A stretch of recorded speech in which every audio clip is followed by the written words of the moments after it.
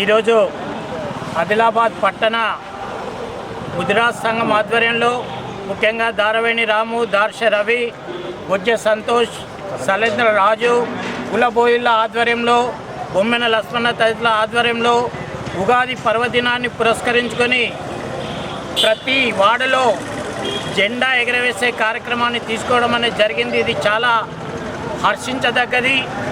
గతంలో కామారెడ్డి జిల్లాలో ఇదే విధంగా అన్ని గ్రామాల్లో ఎగరవేసి 70 గ్రామ పంచాయతీలని కైవసం చేసుకోవడం అనేది జరిగింది.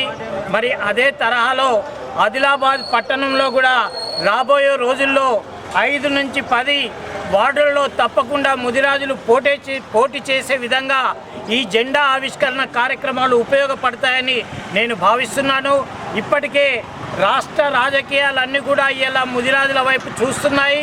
ముఖ్యంగా ఒక నాయకుడిని రాష్ట్ర అధ్యక్షుని చేయదందుకు, ఒక ఎమ్మెల్యేని మినిస్టర్ చేయతందుకు ఇలా రాష్ట్ర ప్రభుత్వం పూర్తి స్థాయిలో నిమగ్నమై ఉన్న నేపథ్యంలో ఆదిలాబాద్ పట్టణంలో జెండా ఆవిష్కరణ కార్యక్రమాలు అనేటి చాలా సంతోషదగ్గ విషయము. ఈరోజు శాంతినగర్లో ఇక్కడ మన వార్డు కౌన్సిలర్గా గెలిచారు గతంలో, ఇప్పుడు ఆప్షన్ సభ్యులుగా ఉన్న ఈ సందర్భంలో శాంతినగర్ అంటే సాయిబాబా మందిరానికి నడిబొడ్డున ఇక్కడ జెండా ఎగరవేయడం అనేది చాలా హర్షించదగ్గ విషయం.